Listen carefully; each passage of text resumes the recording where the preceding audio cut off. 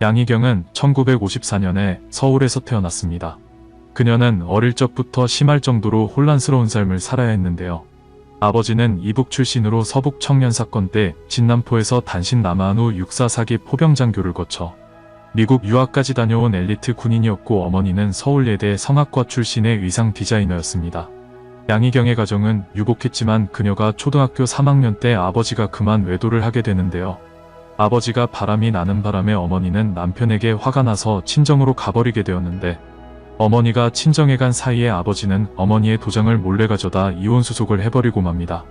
외도를 한 것도 모자라 상대의 동의도 구하지 않고 무단으로 서류에 도장까지 찍었다니, 양희경의 아버지는 그렇게 모질고 악한 사람이었고, 요즘 시대였으면 중범죄로 강력 처벌까지 받을 만한 사안이었을 텐데요.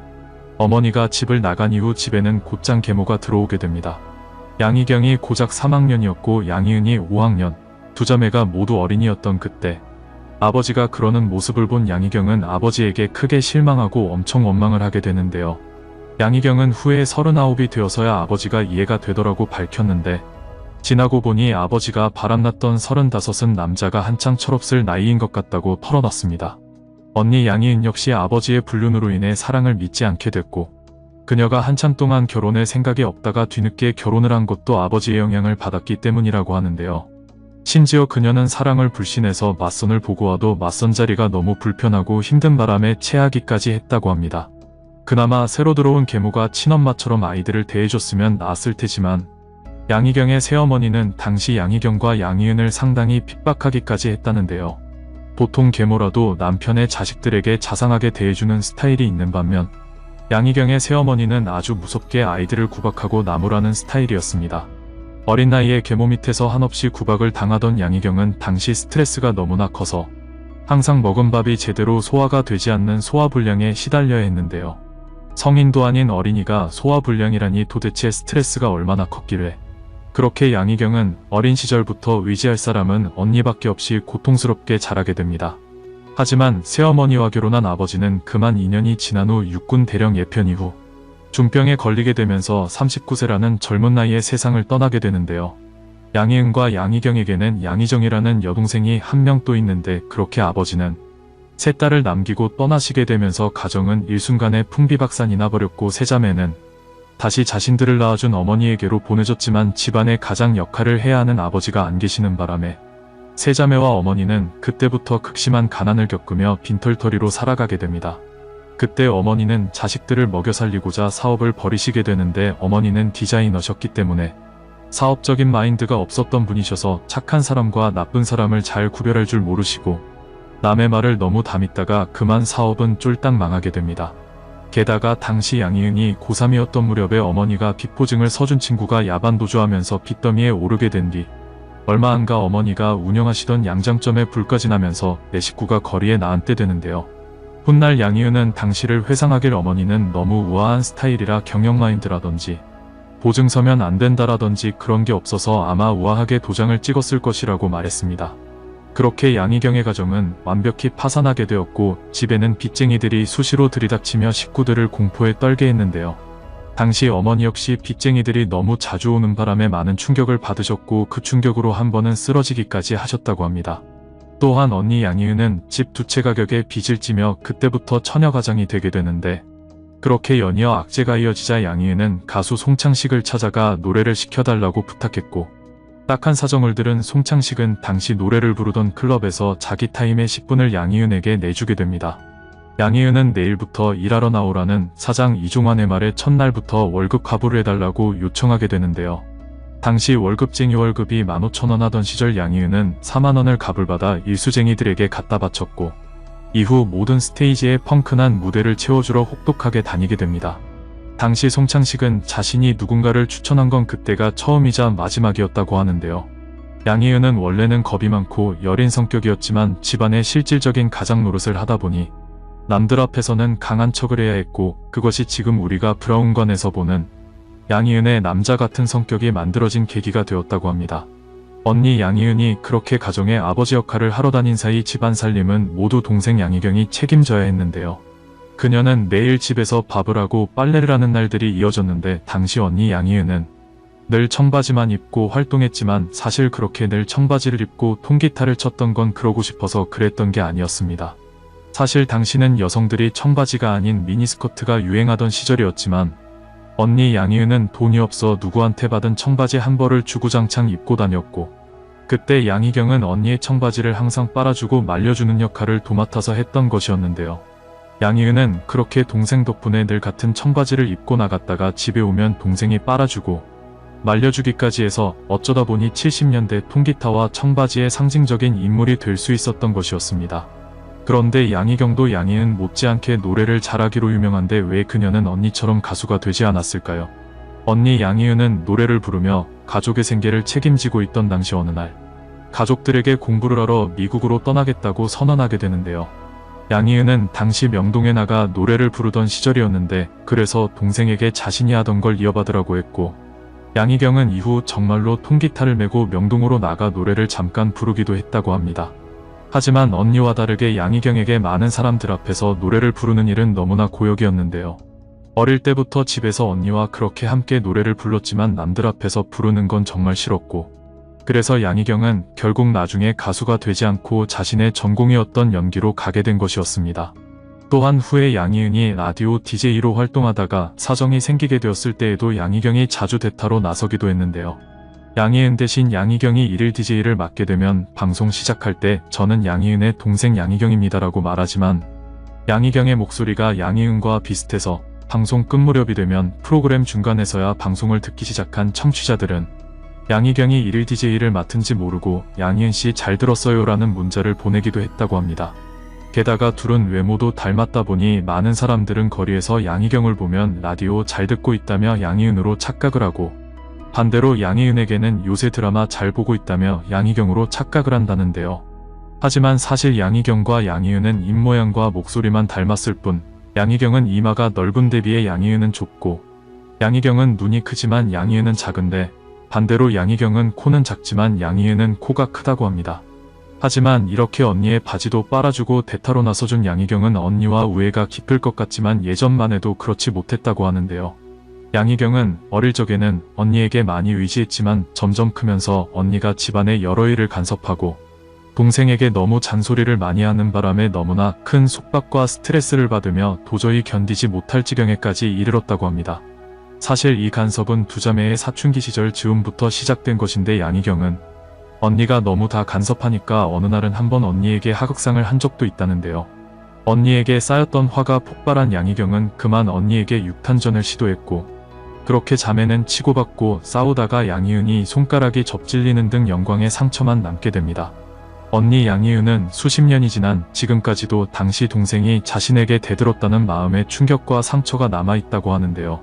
결국 어릴 적에 기댔던 언니였지만 이후 언니로부터 간섭받는 상황에 지쳐버린 양희경은 언니의 속박으로부터 벗어나고자 24살이라는 어린 나이에 도망치듯 충동적으로 한 남자를 만나 결혼을 하게 됩니다.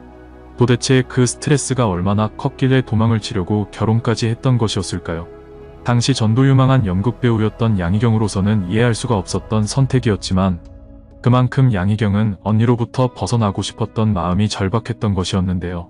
그런데 언니 잔소리가 너무 지겨워서 벗어나면 숨 좀 쉴 수 있겠거니 하며 하게 된 결혼 생활에서 양희경은 더 숨이 막히고 산 너머 더 큰 태산이 서 있고 계곡고 깊고 물살도 센 상황과 마주하게 됩니다. 양희경은 남편과의 사이에 두 아들도 낳았지만 여우를 피하려다가 호랑이를 만나게 된 격으로 고통스런 시집살이가 양희경을 기다리고 있었는데요.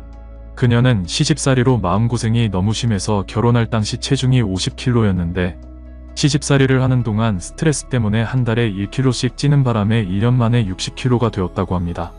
아마도 그녀는 스트레스를 먹는 것으로 풀었던 것 같은데요. 당시 먹어도 배가 고팠다는 그녀는 급기야 만삭되는 무려 83kg까지 살이 찌게 됩니다. 양희경은 결혼 전만 해도 그렇게까지 살찐 체형은 아니었지만 결혼 후 체중이 늘며 우리가 지금 보는 양희경의 후덕한 체구가 그때 그렇게 만들어진 것이었는데요. 양희경은 고통스러운 시집살이에 남편과 갈등도 있었지만 두 아이들이 있기에 꼭 참고 지내다가 결국 별거를 하게 되었고 수년 후에 끝내 이혼 서류에 도장을 찍게 됩니다. 당초 그녀는 아이들 때문에 이혼만은 하지 말자고 생각하며 어떻게든 참고 지내보려 했지만 시간이 흐르며 도저히 못 견딜 정도로 한계에 부딪히자 결국 법적으로 정식 이혼까지 하게 된 것이었는데요.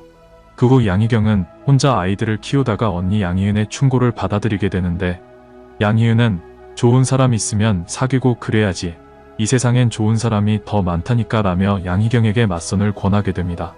언니의 소개로 그녀는 당시 수입 가구상을 하던 김광철 씨를 만나게 되는데요. 그는 양희경과 동갑으로 전처와 사별하고 슬하에 일남일녀가 있는 남성이었습니다. 양희경은 처음만 해도 예의 바르고 투박한 첫인상이 매력있어 보이진 않았지만 연예인이던 자신을 알아보지 못하는 그 사람을 보고 오히려 의아해하게 되는데요.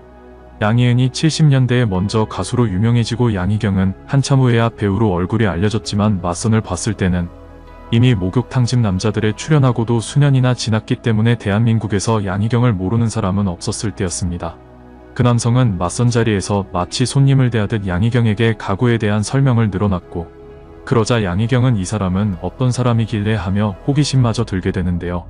연예인이라고 하면 편견이나 선입견이 있을 텐데 자신에 대해 전혀 모르고 있던 눈치라 그녀는 나중엔 자기 입으로 그 유명한 가수 양희은 씨 있잖아요, 그분이 제 언니거든요 라고까지 직접 이야기를 하게 됩니다. 그렇게 맞선이 끝나고 이후에도 간간히 만남을 가지던 양희경은 이 사람과 결혼을 한다면 괜찮을 것 같다는 생각이 가끔 들곤 했지만 이제 막 사춘기에 접어든 그 사람의 딸을 배려하지 않을 수 없었는데요.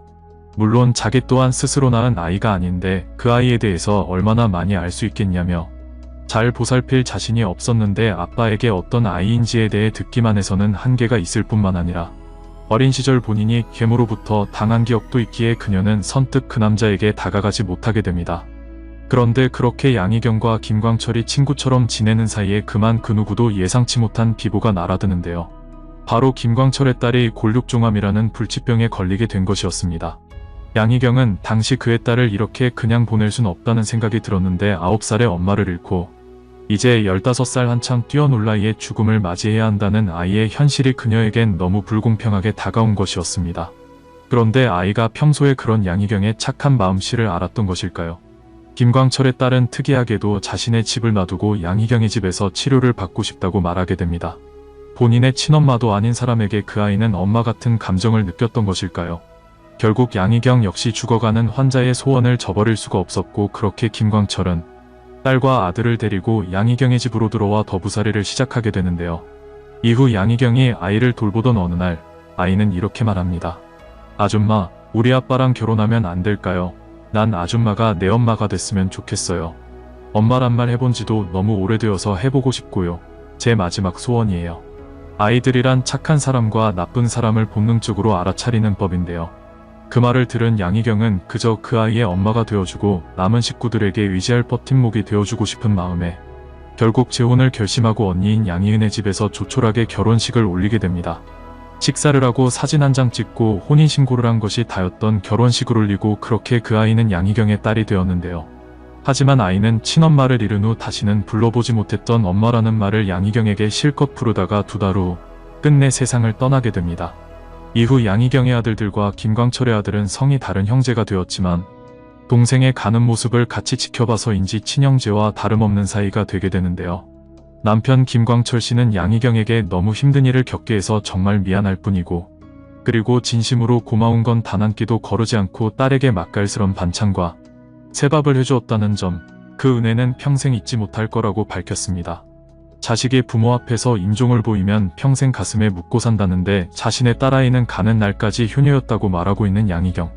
자신은 못된 계모로부터 나쁜 추억을 가지고 있지만 자신이 계모가 된 다음에는 그렇게 딸에게 좋은 추억을 남겼던 것이었습니다. 하지만 사실 사람은 이런 행동을 하기가 쉽지 않습니다.